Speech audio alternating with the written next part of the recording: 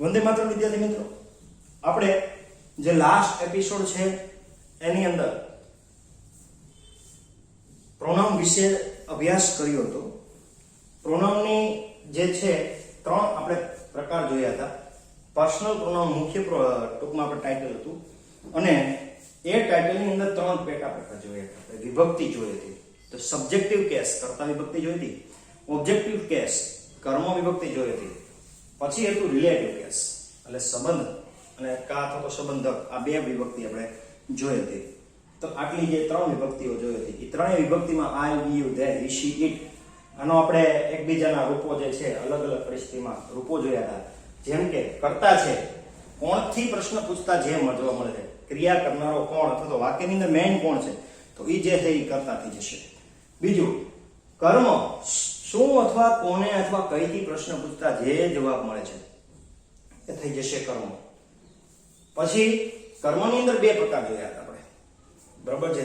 એક છે મુખ્ય કર્મ અને એક છે ગૌણ કર્મ, બરાબર. તો એના વિશે પણ આપણે વાત જોઈ હતી. ત્યાર પછી આપણે જોયું હતું કે સંબંધ અને સંબંધક વિભક્તિ, એમાં બે રૂપ હતા. દાખલા તરીકે માય, માઇન. તો બંનેના રૂપો જે છે એ અલગ અલગ રીતે વપરાતા હતા. ઉદાહરણ તરીકે માય ફાધર, એવું કેવું હોય તો માય પછી ફાધર હોવું જરૂરી છે, એટલે કે માય, અવર એવા શબ્દો જે હતા એની પાછળ ચોક્કસ નામ હોવું જરૂરી છે, પણ માઇન એની પાછળ કોઈ પણ શબ્દો હોવો જરૂરી છે નહીં. એના માટે મેં ઉદાહરણ આપ્યું હતું, my belongs to my father, મારું છે, મારા પપ્પાનું છે, બરાબર. એવું આપણે શીખ્યા હતા. હવે આજે એના પેટા રૂપ છે, હજી આગળ જઈએ, આ ચાલીએ છે એમ્ફેટિક પ્રોનાઉન અને રિફ્લેક્સિવ પ્રોનાઉન.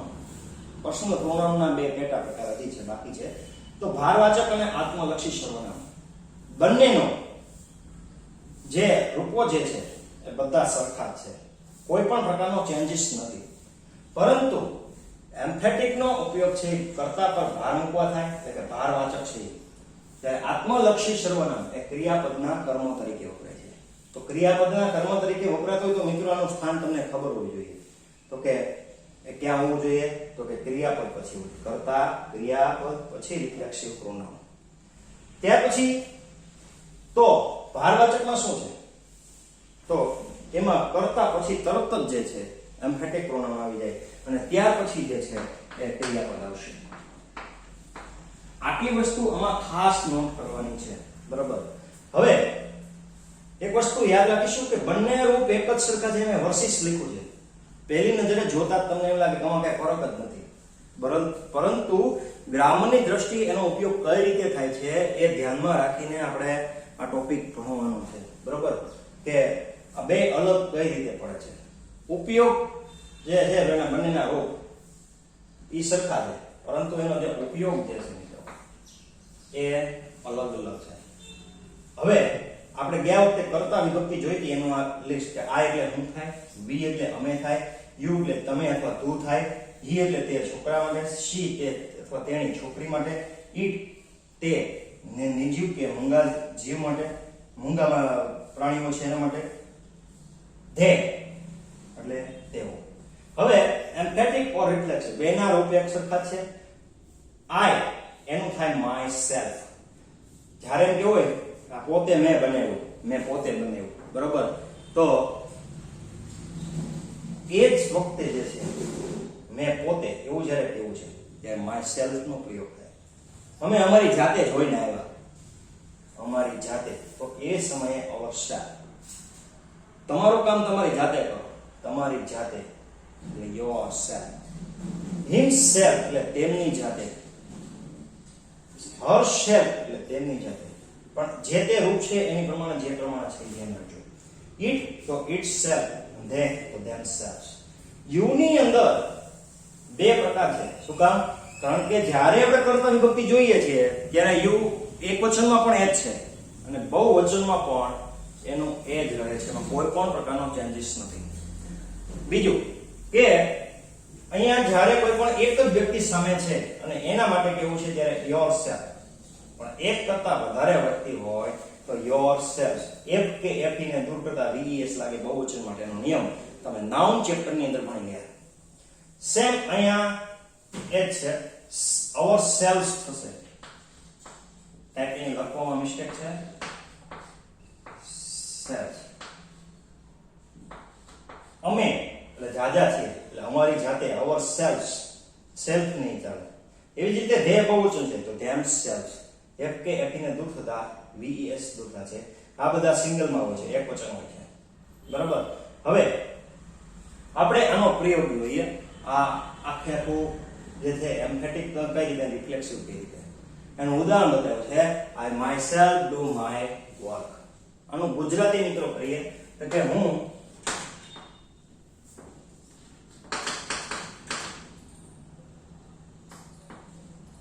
પોતે મારું કામ કરું છું.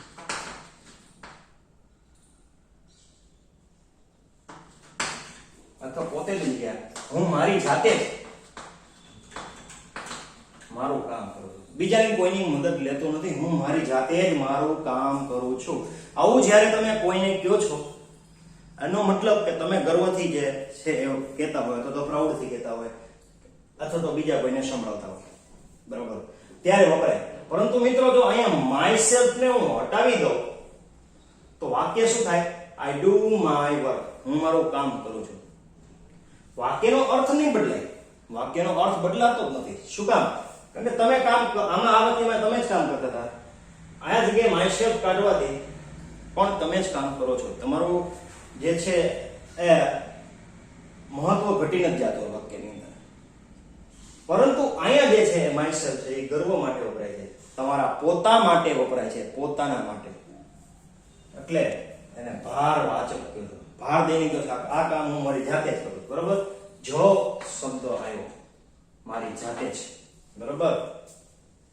જાતે એટલે જો લગાડવો જરૂર નથી પણ હું મારી જાતે જ કામ કરું છું. તો કર્તા પર આપણે શું કર્યો? ભાર મૂકો. આ આઈ છે એ કર્તા છે. માયસેલ્ફ એના પછી તરત જ એવું મેં કીધું હતું કે કર્તા પછી તરત જ એમ્ફેટિક પ્રોનાઉન આવે. બધા બંને રૂપો સરખા છે પણ ધ્યાન રાખવાનું કે કર્તા પછી તરત જ જે છે પોતાના માટે બતાવવું હોય ત્યારે હું પોતે જ મારું કામ કરું છું. આ વાક્યની અંદર માયસેલ્ફ હટાવતા વાક્યનો અર્થ ફરતો નથી. જે વ્યક્તિ કામ કરતો તો એનો એ જ કરે છે. બરાબર. હવે do your work yourself. તમારું કામ તમારી જાતે કરો. તમારું કામ તમારી જાતે કરો. હવે મિત્રો અહીંયા yourself હું કાઢી નાખું તો વાક્યનો અર્થ છે ને એ બદલાઈ જાય. અહીંયા એટલે તમારી ન્યા કાઢો એટલે અહીંયા ચેન્જીસ થાય. તમારું કામ કરો. બરોબર. હવે જો આ yourself કાઢીને હું અહીંયા કોઈ પણ શબ્દ લગાડી શકું છું. દાખલા તરીકે do your work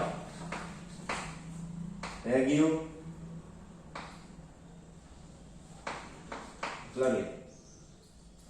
તમારું કામ નિયમિત કરો. બરાબર. આવું મેં કોઈને કીધું.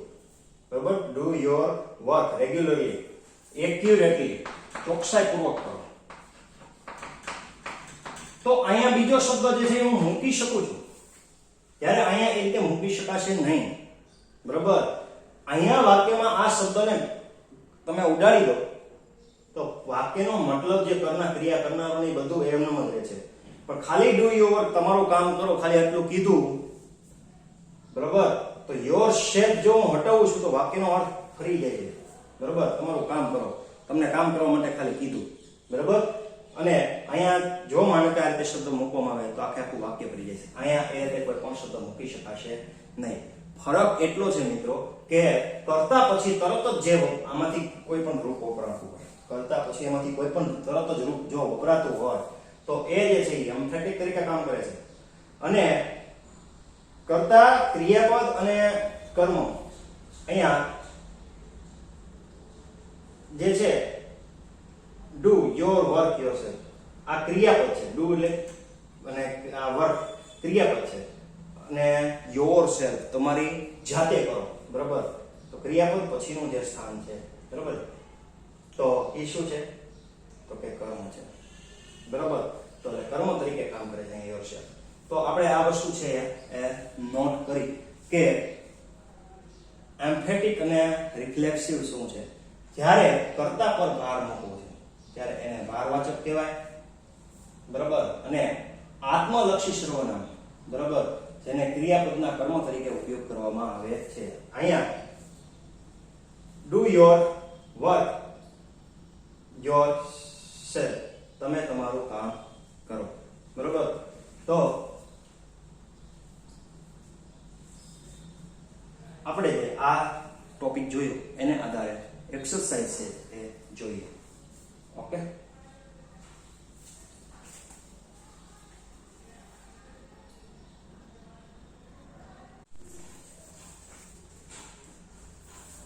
હવે વિદ્યાર્થી મિત્રો આપણે આગળની એક્સરસાઇઝ તરફ જોવા જઈ રહ્યા છીએ. હવે એક વસ્તુ વિદ્યાર્થી મિત્રો ખાસ યાદ રાખજો, અહીંયા જે કઈ એક્સરસાઇઝ કરાવે છે તે તમારી પાકી બુકમાં લખવાની નથી, કારણ કે હું જે તમને પીડીએફ ફાઇલ મોકલું એ પીડીએફ ફાઇલ પ્રમાણે તમારે તમારી પાકી બુક બનાવવાની થશે, બરોબર છે. અને એમાં જે એક્સરસાઇઝ આપી છે એ પ્રમાણે લખવાની થશે, કારણ કે અહીંયા તો મેં થોડાક જ ઉદાહરણો લીધા છે સમજવા માટે. પીડીએફ ફાઇલની અંદર વધારે ઉદાહરણ છે અને તમારે ખાલી ફક્ત અહીંયા નોલેજ મેળવવાનું છે વિડિયો પર, બરોબર છે. બાકી આપણી બુક છે અલગ રીતે બનશે. હવે તો સાથે કોઈએ લખવાની જરૂર નથી, માત્ર એકદમ વ્યવસ્થિત રીતે સમજવાનું છે. એક્સરસાઇઝ જ્યારે કોઈ પણ આપી હશે ને ખાલી જગ્યા વાળી છે તો નીચે તમને 2 થી 3 વિકલ્પ આપેલા હશે. આ વિકલ્પમાંથી આપણે સાચો વિકલ્પ છે એ પસંદ કરી એને મૂકવાનો થશે. એ માટે પહેલા તો વાક્યનું જે છે એ વાંચી અને થોડું ગુજરાતી કરી અને સમજતા શીખવું જોઈશે, બરાબર. તમારી પાસે સ્પેલિંગનો શબ્દ ભંડોળ હોવો જોઈએ, તો જ છે તમે ખાલી જગ્યાઓ છે પૂરી શકો. પહેલું વાક્ય જે છે અહીંયા એક્સરસાઇઝ આને લગતી છે, એટલે આને આધારિત કોઈ વિકલ્પો અથવા બીજા કોઈ વિકલ્પો તમને આપેલા હોય, બરાબર, તો વાક્યનો ગુજરાતી કરી અને એ જે છે શબ્દો પૂરી શકાય. અહીંયા આપણે ખાલી આ શબ્દોનો ઉપયોગ કરવાનો છે, બરાબર. મેં નીચે વિકલ્પ બતાવ્યા નથી. Shall we collect fund? Shall we collect fund? બરાબર. Shall we એટલે આપણે આપણું ફંડ કલેક્ટ એટલે ભેગું કરીશું.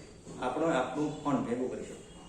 આપણે આપણું ફંડ મારી જાતે ભેગું કરીશું, અમારી જાતે આપણે આપણું ફંડ આપણી જાતે ભેગું કરીશું, અથવા બરાબર આપણે જાતે આપણું ફંડ આપણે જાતે પસંદ ભેગું કરીશું, તમારી જાતે પસંદ કરીશું ભેગું કરીશું, તેમની જાતે ભેગું કરીશું, તેમની જાતે તેઓની જાતે. આપણું કામ આપણે આપણી જાતે જ કરીએ, બરાબર. અહીંયા ખાસ કરીને આ ખાલી જગ્યામાં જે છે વી ઉપર ફોકસ કરીએ તો આપણો જવાબ આની અંદર છે કે અવર સેલ્ફ. આપણે આપણી જાતે ફંડ ભેગું કરીશું, બરાબર, એવો આપણે પ્રશ્ન પૂછીએ છીએ. મયુર એન્ડ મયંક, બરાબર, Mayur and Mayank finish the work. Mayank અને મયુર છે એને કામ પૂરું કર્યું. હવે કામ કરવા વાળા વ્યક્તિ કેટલા તમે જુઓ, 2 છે અને આ બંને છોકરા છે, પણ અહીંયા તો એક છોકરો હોય ત્યારે જ આ વાત કરવાની. એના બહુવચનનું રૂપ ધે છે, તો ધે વાળા ખાનાની અંદર themselves.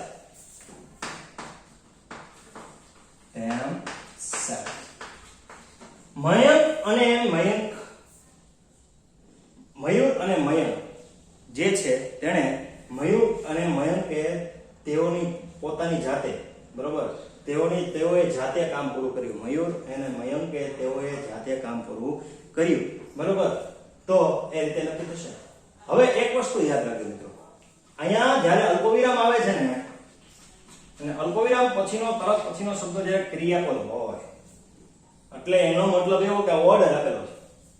દર્શન put the book, put those book. દર્શન પેલી બુક મૂક, બરોબર.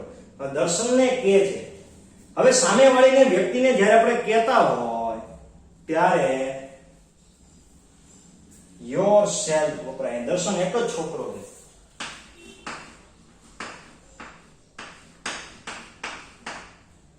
અને yourself.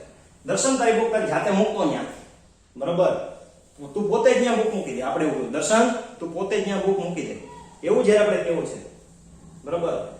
તો યોરસેલ્ફ નો પ્રયોગ કર્યો. હવે I hurt blank jumping over the wall. મેં કૂદતા મારા પગને ઈજા થઈ એવું આપણે કહે, બરાબર. આઈ હર્ટ માય સેલ્ફ. મેં પોતે જ કૂદકો મારીને મારા જાતને પોતે જ કૂદકો મારીને મારી જાતને જે છે નુકસાન પહોંચાડ્યું. દિવાલ પર કૂદીને મેં પોતે જ મારી જાતને નુકસાન પહોંચાડ્યું, મારી જાતને, એટલે myself. We clean our class. અમે ક્લાસ છે એ સાફ કર્યો. અહીંયા આઈ ને આધારે આ વસ્તુ નથી થઈ. વી ક્લીન અવર ક્લાસ. અમે અમારો ક્લાસ સાફ કર્યો.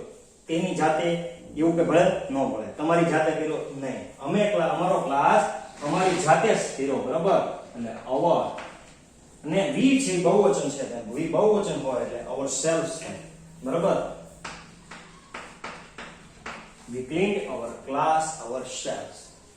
ત્યાર પછીનું છઠ્ઠું વાક્ય, વિદ્યાર્થી મિત્રો, Gandhiji blanks confessed his crime to his father. Gandhiji પછી તરત જ ખાલી જગ્યા છે. આપણે વાક્ય રચના જોઈ હતી તો કે કરતા પછી તરત જ જે છે emphatic. Gandhiji blanks confessed his crime to his father. હવે ગાંધીજી છે confess એટલે એનો ગુનો કબૂલ કરવો, બરાબર. કબૂલ કરવો. his crime એને જે કઈ ગુનો કર્યો હતો એ, અને ટુ હિઝ ફાધર તેના પપ્પાને. ગાંધીજી તેના પપ્પા પાસે પોતે એક ક્રાઇમ કર્યો હતો એ કબૂલ કરે છે. તેને તમને ખબર હોય ગાંધીજીએ તો નાની ઉંમરમાં જે છે ચોરી કરી હતી, અને એ ચોરીનો પસ્તાવો એને થાય છે કે ભાઈ હવે મેં ચોરી તો કરી છે, પરંતુ આ કેટલા દી લગી હું ખોટું બોલીશ. એટલે એને જે તેના પપ્પા પાસે જે ચોરીનું જે કરી હતી એ વાત એને કબૂલી અને એને કીધું કે પપ્પા ચોરી મેં કરી, બરાબર. ત્યારે ગાંધીજીએ પોતાની જાતે તેનો ગુનો કબૂલ કર્યો તેના પપ્પા પાસે. ગાંધીજીએ તેના પપ્પા પાસે તેનો પોતાનો ગુનો કબૂલ કરે છે, બરાબર. ગાંધીજીએ પોતાની જાતે તેના પિતાજી પાસે ગુનો કબૂલ કર્યો. તો ગાંધીજી ત્રીજો પુરુષ એક વચન છે, એટલે છોકરાની કેટેગરીમાં આવે છે, એટલે હિમસેલ્ફ લખાય. ગાંધીજીએ પોતાની જાતે, તેની જાતે, બરાબર. હિમસેલ્ફ, બરાબર. Gandhiji himself confessed his crime to his father. ત્યાર પછી સાતમી ખાલી જગ્યા જોઈએ, the king. The king blanks changed into crow. રાજા છે એ શેમાં ફેરવાઈ જાય છે તો કે કાગડાની અંદર ફેરવાઈ જાય છે, બરાબર. તો રાજા પછીનો શબ્દ જે છે, રાજા કઈ કેટેગરીમાં આવે તો કે હી વાળી કેટેગરીમાં આવે, એટલે હિમસેલ્ફ. તમે વાર્તા કદાચ સાંભળી હશે કે એક રાજા તો જાદુગર હતો. એ રાજા જાદુગર હતો એટલે એને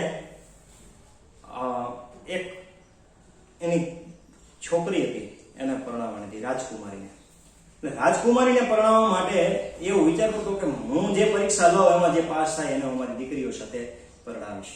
પણ એ જાદુગર હોવાથી એને એટલો ઘમંડ હતો કે મારી પરીક્ષામાં કોઈ સફળ થાય નહીં, અને એ સફળતા પ્રાપ્ત થાય કે નહીં થાય, બરોબર, એ બાબતે એ છે 3 ટેસ્ટ ગોઠવે છે. દેશ આજુબાજુના ગામડાના જે રાજાઓ, જે રજવાડાઓ છે એમાંથી રાજકુમારો આવે છે, દરેક પરીક્ષાઓ આપે છે, નિષ્ફળ થાય છે. પણ એક વ્યક્તિ જે છે, બરાબર, એ જે છે પરીક્ષામાં સફળ થઈ છે.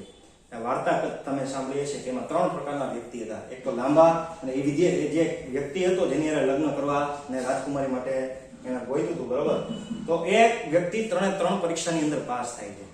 પરીક્ષા 3 આવી રીતે હતી કે એક વખત છે રાજા છે ને દૂર સુધી પર્વત પર મૂકી આવે છે, એક વખત છે તળાવમાં માછલી કરીને મૂકે છે, અને છે ટૂંકમાં ફર્સ્ટ ટાઈમ જે છે એને દૂર સુધી મૂકી આવે છે, થોડાક અંતરથી, બરાબર. પછી બીજી વખત છે બહુ દૂર સુધી મૂકી આવે છે પર્વત ઉપર, અને ત્રીજી વખત જે છે નદીમાં મૂકી આવે છે. આ ત્રણેય વખતે જે છે અલગ અલગ એના જે મિત્રો છે એની પાસે અલગ અલગ તાકાત છે, અને એ અલગ અલગ તાકાતથી જે છે એને રાજકુમારીને ત્રણેય વખતે ગોતી આવે છે, અને જે રાજકુમારી સફળ થાય છે. આ સફળતાને જ્યારે જોઈ રાજાએ, તો રાજાને ટૂંકમાં એના જાદુ ઉપર જે છે એ શું થઈ ગયું? નફરત આવી ગઈ. એણે પોતે જ પોતાની જાતને કાગડો બનાવી અને પોતે ઉડી ગયા. બરાબર. તો the king himself changed into crow. રાજા છે પોતે જ કાગડો બનીને ઉડી ગયા. બરાબર. પોતે જ કાગડો બનીને ચેન્જ ઇન્ટુ ક્રો.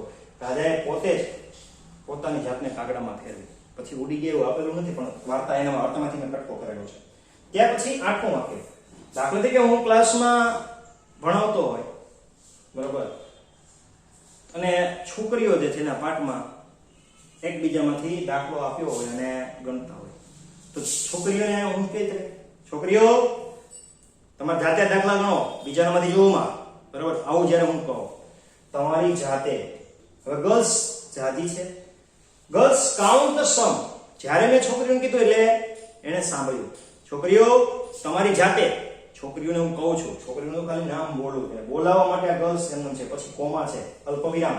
બરાબર. એટલે હું છોકરીઓને બોલાવું, તમારી જાતે તમારા દાખલા ગણો. Counts the sum yourself. આ વખતે યોર ગર્લ્સ છે બહુવચન છે, બીજાને કહું છું, સૂચના આપું છું. બરાબર. એટલે જે છે યોર સેલ્ફ આવે છે. બરાબર. હવે ત્યાર પછીનું વાક્ય એ જ પ્રકારે છે. Bhairavi make the project yourself. પણ અહીંયા યોરસેલ્ફ આવશે કે તારે ભૈરવી તારો પ્રોજેક્ટ જાતે બનાવ, તારી જાતે બનાવ. બરાબર. ભૈરવી તારો પ્રોજેક્ટ તારી જાતે બનાવ. ભૈરવી નામની છોકરી છે એને હું જવાનું કે ઓર્ડર આપતો હોય તો ઓર્ડર આપવા વાળી હંમેશા સામેની વ્યક્તિ હોય તો ત્યારે યોર નો પ્રયોગ થાય. ચિંતન એન્ડ મનન. ચિંતન અને Manan. Blank make the toys. એને રમકડા બનાવ્યા. બે વ્યક્તિ બનાવવા વાળા છે. બરાબર. બે વ્યક્તિ હોય એટલે છોકરા છે અને હીની કેટેગરીમાં આવે, પણ હી તો એક વચન છે, તો બહુવચનનું રૂપ છે એનું ધે, તો કે themselves.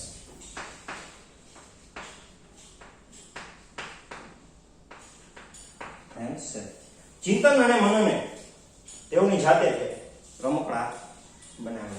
તો આ જે એક્સરસાઇઝ હતી, બરાબર, ચિંતન એન્ડ મનન, બે વ્યક્તિ હતા.